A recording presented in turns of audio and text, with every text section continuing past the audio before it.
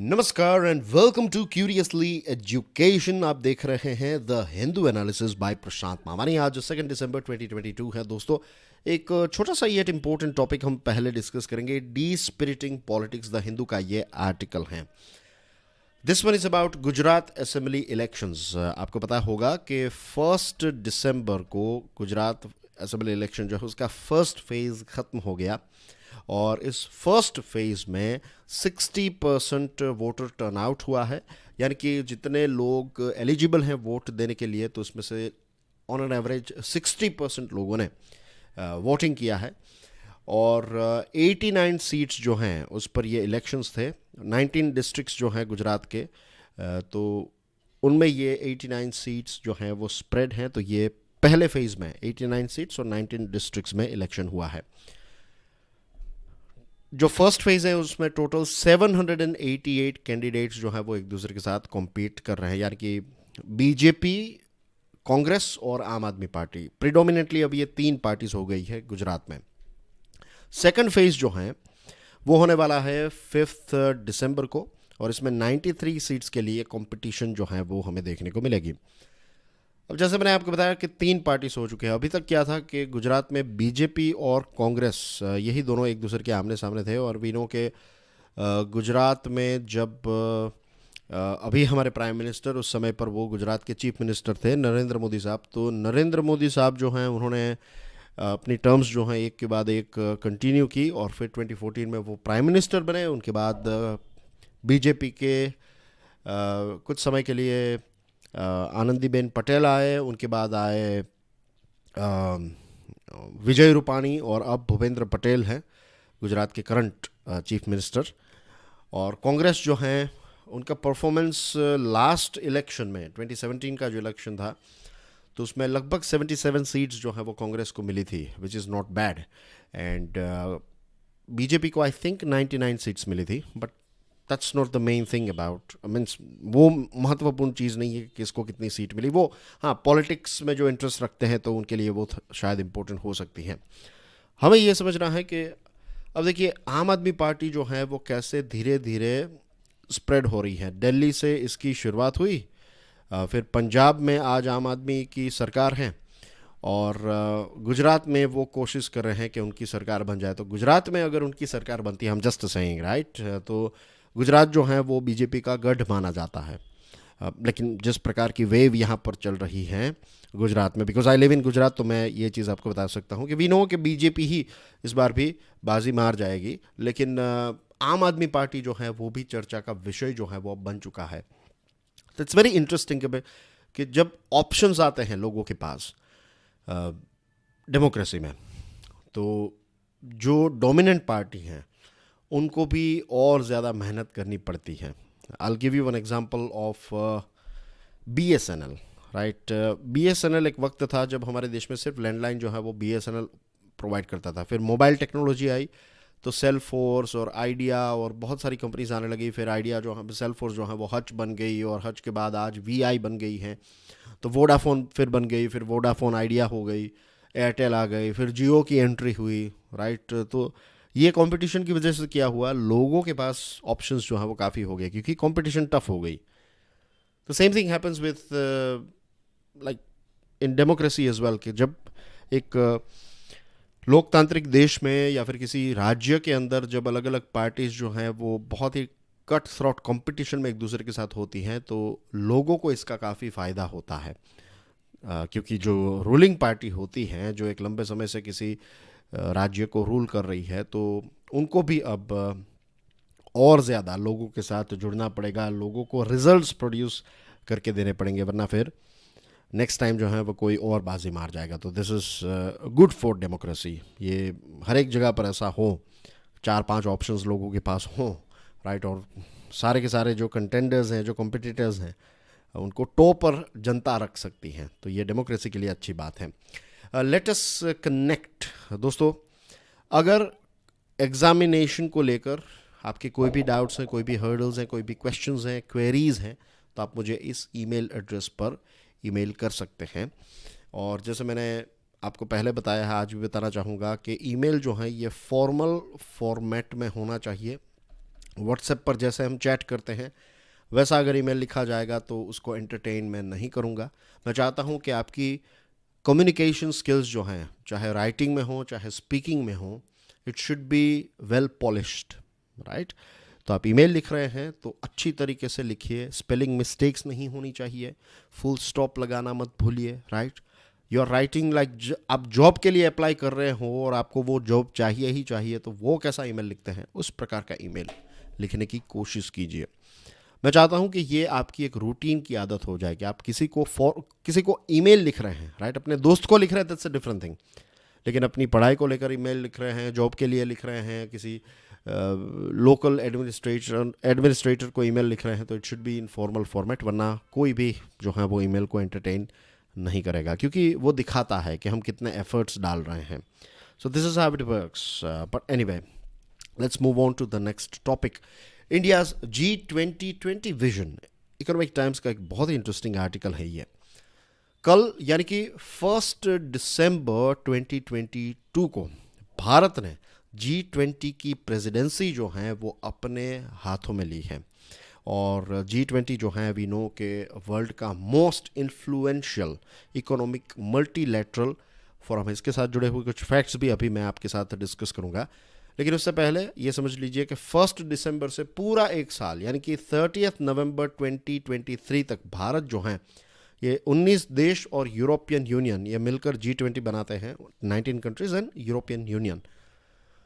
तो ये इस ग्रुप का लीडर बनेगा, भारत बन चुका है। इनफैक्ट आज जब हम बात करें तो भारत जो है हमारा देश India is the president of G20 for full 1 year. G20 important क्यों है? जो ग्लोबल जीडीपी है, ये G20 के जो मेंबर्स हैं ये 85% ग्लोबल जीडीपी को रिप्रेजेंट करते हैं। जो इंटरनेशनल ट्रेड होता है तो 75% जितना ट्रेड जो है ये G20 रिप्रेजेंट करता है। और दुनिया की 2/3 पॉपुलेशन यानी कि 66.66% पॉपुलेशन जो है ये G20 देशों में रहती है। तो this makes G20 a very powerful group. अब दुनिया के सामने 3 बड़े चैलेंजेस क्या हैं? इसको 3 C's कह सकते हैं। कोविड या फिर कोविड की वजह से हुए चैलेंजेस, क्लाइमेट चेंज की वजह से हो रहे चैलेंजेस और कॉन्फ्लिक्ट की वजह से हो रहे चैलेंजेस। ये 3 C's को भारत को एड्रेस करना पड़ेगा। रही बात पेंडेमिक की, तो पेंडेमिक के वक्त क्या हुआ? बहुत सारे लोगों की जान चली गई, राइट, ट्रेजिक लॉस हुआ। इसी के साथ साथ जो पब्लिक हेल्थ सिस्टम है उस पर बहुत बड़ा टोल आया, एजुकेशन इंस्टीट्यूशंस काम नहीं कर पा रहे थे और ग्लोबल इकोनॉमी पर भी इसकी एक बहुत नेगेटिव इम्पैक्ट आई है। आप सब इसके बारे में जानते हैं तो इसकी और डिटेल्स में मैं जाना नहीं चाहूँगा। क्लाइमेट चेंज, इसके बारे में भी हमने काफ़ी सारी बातचीत की है। बहुत सारी जगहों पर floods, hurricanes, wild fires, extreme weather conditions, आज हर एक लोगों के जीवन में इसकी इम्पैक्ट हमें देखने को मिल रही है। मैं इंग्लैंड का एग्जांपल आपको देना चाहूँगा। वी नो कि इंग्लैंड जो है वो एक ठंडा प्रदेश है, वहाँ पर बहुत विंटर का टाइम जो है वो लगभग मीन्स वहाँ पर आप पकड़ लीजिए 7-8 महीने तक तो आपको इंग्लैंड में बहुत विंटर टाइप वेदर ही होता है। वहाँ का मौसम जो है वो विंटर ही होता है प्रेडोमिनेटली। 2-2.5 महीने 3 महीने जो हैं वो समर टाइम के होते हैं। तो समर इंग्लैंड की जो है it's one of the best in the world. और विंटर जो है it is one of the worst in the world. क्योंकि यूके में क्या है पता है कि मैं वहाँ पर रहा हूँ तो I know this for a fact, मैंने उसका स्वाद चखा है। आप घर के बाहर कदम रखेंगे तो बहुत ठंड तो है ही, राइट, 5 डिग्री 4 डिग्री इतना टेम्परेचर होता है। रात को तो ये माइनस में भी चला जाता है, लेकिन दिन के टाइम पर लेट्स से 4-5 डिग्री टेम्परेचर है। इसके साथ साथ क्योंकि इंग्लैंड एक आइलैंड है तो वहाँ पर बहुत ज़्यादा ठंडी हवाएं भी होती हैं। तो एक तो विंटर है, ऊपर से तेज़ हवाएं चल रही हैं और ऊपर से बारिश हो रही है। ठंडी ठंडी बूंदें जो हैं वो जब गिरती हैं आप पर तो आपका दिमाग ख़राब हो जाता है। और ऊपर जब आप देखेंगे तो आपको लगभग काले बादल ही नज़र आते हैं। तो बहुत ही डिप्रेसिंग टाइप ऑफ एनवायरनमेंट वहाँ पर हो जाता है। लेकिन वहाँ की समर जो जैसे मैंने आपको बताया ना बहुत ही खूबसूरत होती है। अब वहाँ की समर में कितना बड़ा चेंज आया है।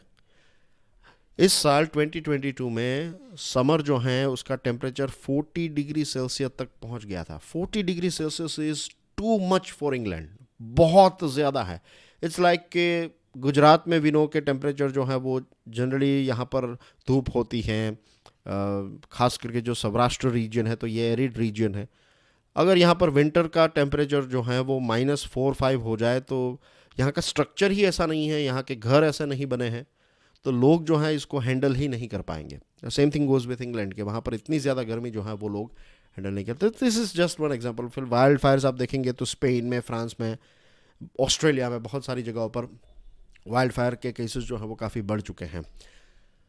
तो ये क्लाइमेट चेंज का एक एग्जांपल है। रही बात कॉन्फ्लिक्ट की, तो अब देखिए कितनी सारी जगहों पर कॉन्फ्लिक्ट आज चल रहा है। Pakistan India, India China, China Taiwan, USA China, फिर वेस्ट एशिया के तो बहुत सारी जगहों पर कॉन्फ्लिक्ट चल रहा है।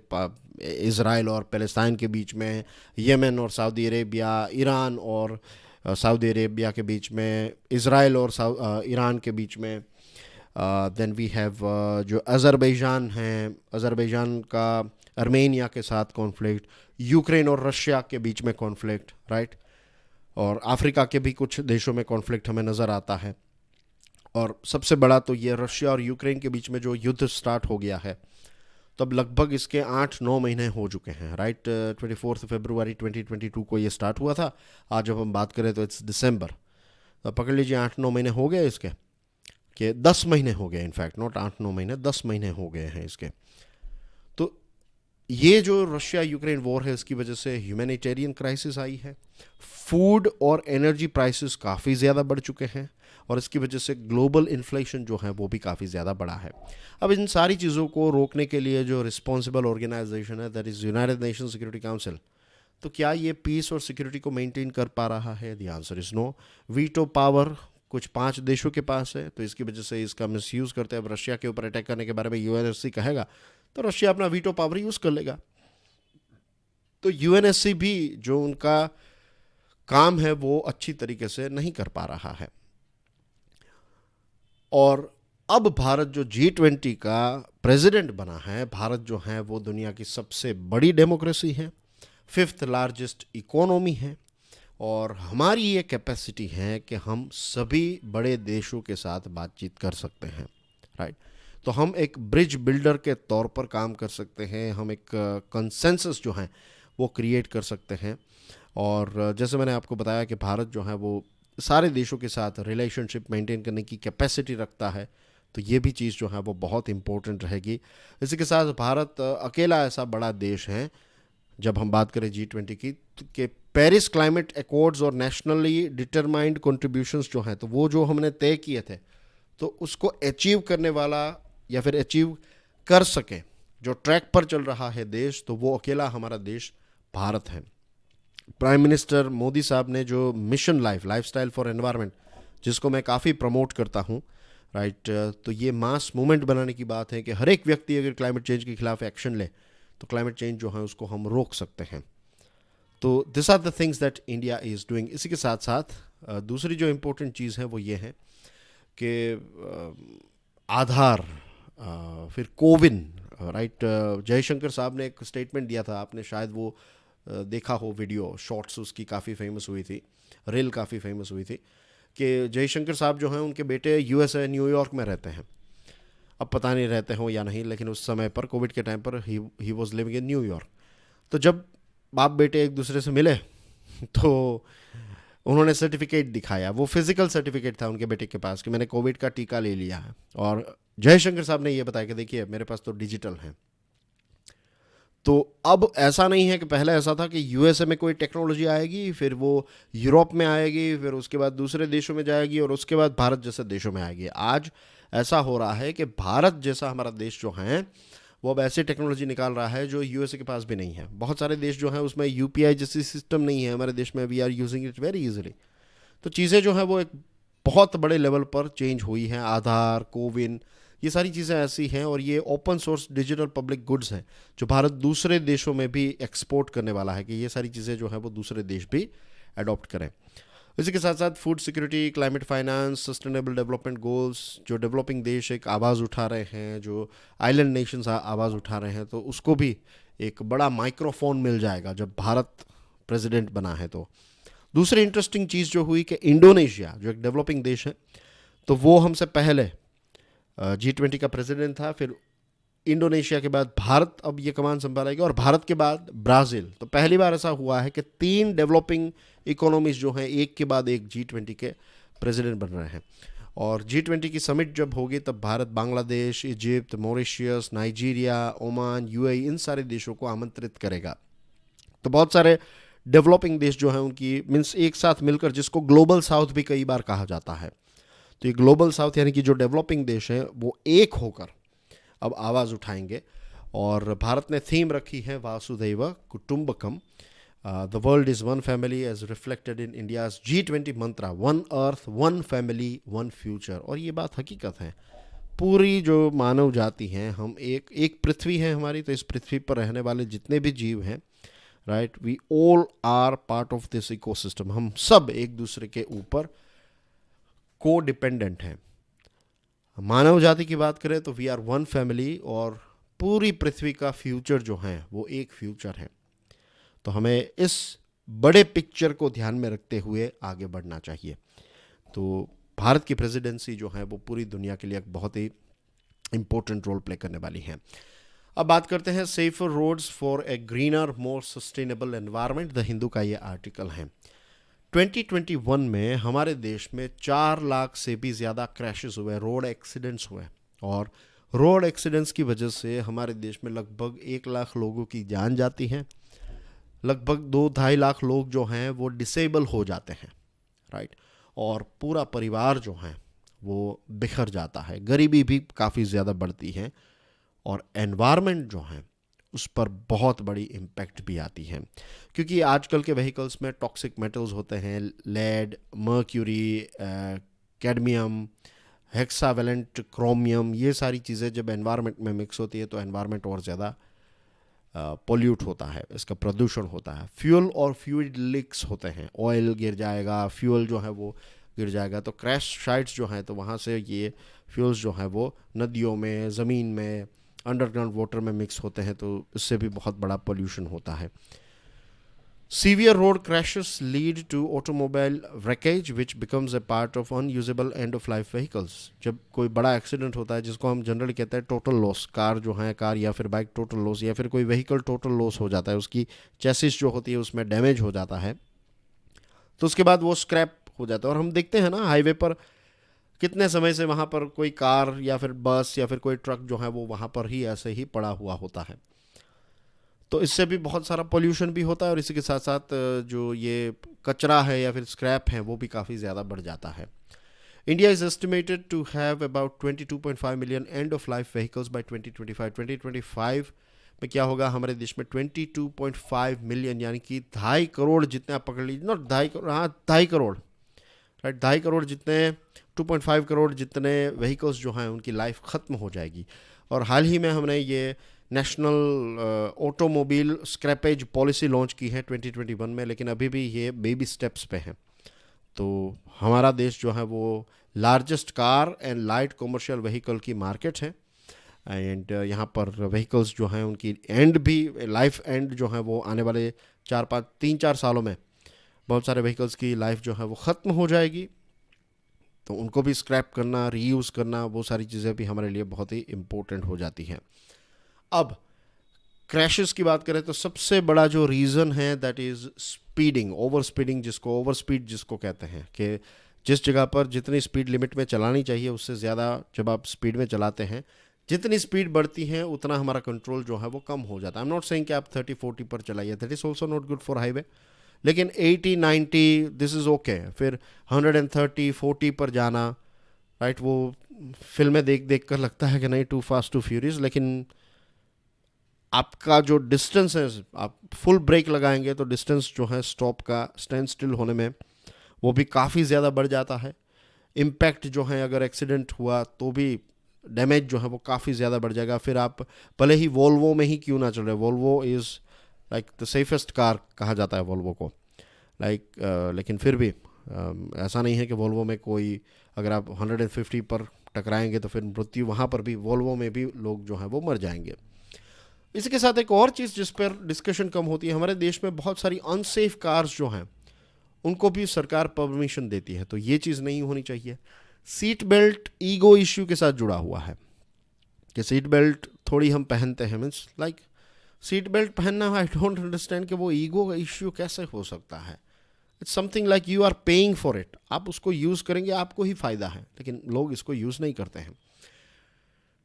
2020 की बात करें तो 91,239 रोड क्रैश फैटिलिटीज़ जो हुई, राइट, उसमें स्पीड रिस्पॉन्सिबल थी, और 69.3% जितने भी रोड क्रैश होते हैं जिसमें मृत्यु होती किसी ना किसी की, तो ये चीज़ें जो है वो स्पीड की वजह से होती हैं। अब यूरोप में इस चीज़ को डेमोन्स्ट्रेट किया गया। यूरोप में जब 10 किलोमीटर पर आवर जितनी स्पीड कम कर दी मोटरवेज यानी कि उनके हाईवेज़ पर, तो 12 से लेकर 18% जितना फ्यूल जो है वो सेव हुआ, कम फ्यूल यूज़ हुआ, क्योंकि जब आप इंजन को 100 से ऊपर कार को चलाते हैं, राइट, तो फिर उसकी एवरेज माइलेज जो है वो कम हो जाती है। लेकिन आप 70, 80, 90 के बीच में, खास करके 70 और 80 के बीच में जब आपकी कार चलती है टॉप गियर पर, तो it gives you top average, बहुत अच्छी एवरेज जो है वो आपको माइलेज जो है वो निकलती है। इसी के साथ जब ये 10 किलोमीटर पर आवर जितनी स्पीड लिमिट कम की, तो बहुत सारे पोल्यूटेंट एमिशंस जैसे कि नाइट्रोजन ऑक्साइड्स, पीएम यानी कि पार्टिकुलेट मैटर्स, ये इनमें भी एक सिग्निफिकेंट रिडक्शन देखने को मिला। एम्स्टरडेम जो है उसमें पहले 100 किलोमीटर, एम्स्टरडेम यानी कि नेदरलैंड्स का कैपिटल है, तो वहाँ पर 100 किलोमीटर पर आवर की स्पीड लिमिट अलाउड थी। अब इसको कम करके 80 किलोमीटर पर आवर किया गया, तो पार्टिकुलेट मैटर्स जो हैं ये 15% से ड्रॉप हो गए, विच is again a good thing.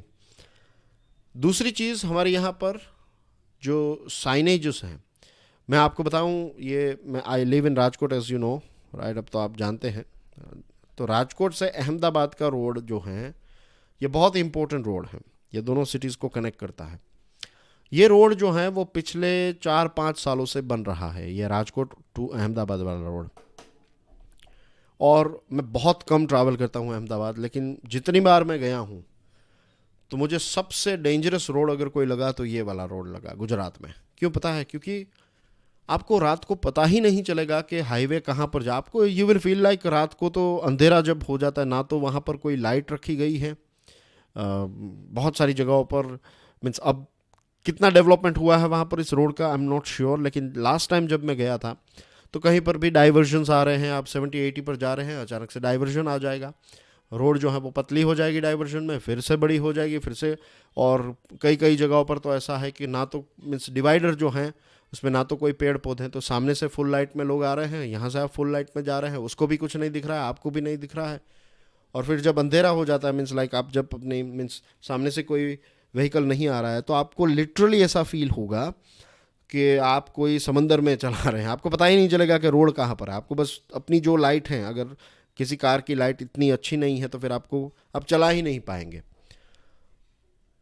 तो ये सिचुएशन इतने बड़े जो डेवलप्ड राज्य, मीन्स गुजरात को बहुत ही ऐसा कहा जाता है डेवलप्ड राज्य, इंडस्ट्रियल स्टेट है हमारा, और यहाँ पर 2 इम्पोर्टेंट शहरों को ज्वाइन करने वाला जो रोड है इतने सालों से चल रहा है। अब तो बारिश हो गई, अब जब आप जाएंगे उस रोड पर तो आपको दिखेगा कि अब इसको फिर से बनाने की ज़रूरत हो जाएगी। बहुत सारी जगहों पर पैचेस हो चुके हैं, खड्डे हो चुके हैं।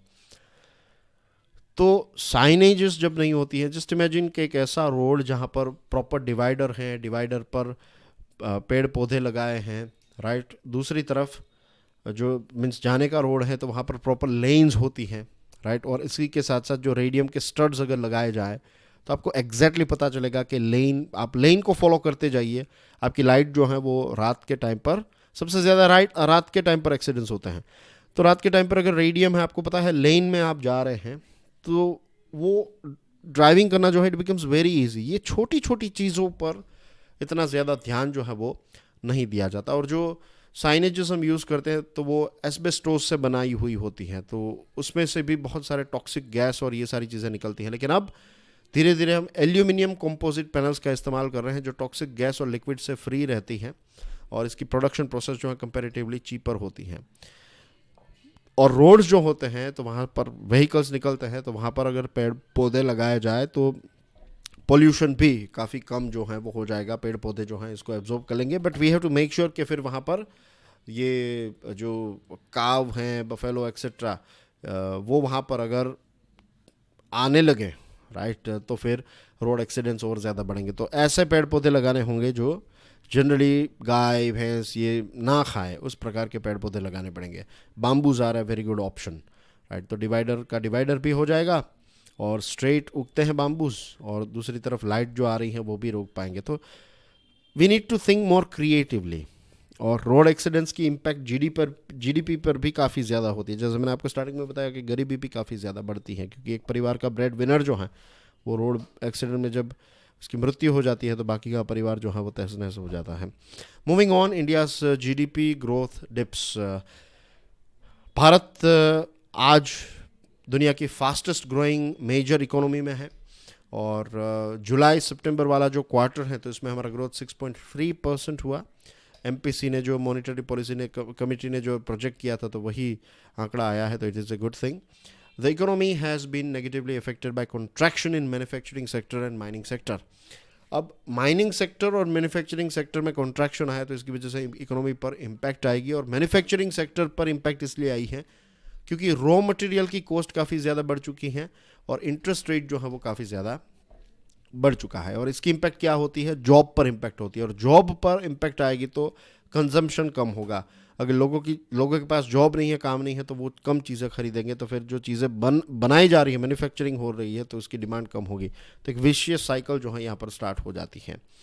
इसी के साथ मैन्युफैक्चरिंग पर हमारा आज भी डिपेंडेंस जो है वो चाइना पर काफ़ी ज़्यादा है, तो हमें हमारी इंडस्ट्रियल पॉलिसी को रिव्यू करने की ज़रूरत है। एनएसओ डेटा जो है वो कहता है कि एग्रीकल्चर सेक्टर जो है ये 4.6% से एक्सपांड हुआ है, which is a good sign. और प्राइवेट कंजम्पशन जो है ये भी ग्रो हुआ है, which is again a good thing. तो इससे एनालिस्ट ये बिलीव करते हैं कि ये एग्रीकल्चर का एक्सपांशन हुआ तो रूरल एरिया में इन्वेस्टमेंट बढ़ेगा, कंजम्पशन बढ़ रहा है बिकॉज ऑफ दिस एग्रीकल्चर, तो इसकी वजह से भी इन्वेस्टमेंट जो है बढ़ेगा। लेकिन ग्लोबल हेडविंड्स हैं, जो चैलेंजेस हमने देखे, क्लाइमेट चेंज के चैलेंजेस, वॉर के चैलेंजेस, कोविड की वजह से बाहर निकली है अभी इकोनॉमी, तो वो सारे चैलेंजेस की वजह से ग्लोबल हेडविंड्स रहेगी। यानी कि जो हमारे कस्टमर कंट्रीज़ हैं तो वो कम सामान हमसे खरीदेंगे, तो फिर इसकी इम्पैक्ट हमारे देश पर आएगी। और फ्यूल की प्राइस बढ़ेगी, फूड की प्राइस बढ़ेगी, तो फिर इन्फ्लेशन भी बढ़ेगा, तो ये भी ग्रोथ को हैम्पर कर सकता है। तो ये सारे चैलेंजेस को हमें ध्यान में रखना पड़ेगा इस साल, और अगले साल भी ये सारे चैलेंजेस हमें देखने को मिल सकते हैं। And that's everything in today's discussion. Thank you very much for watching this video. God bless you all. जय हिंद।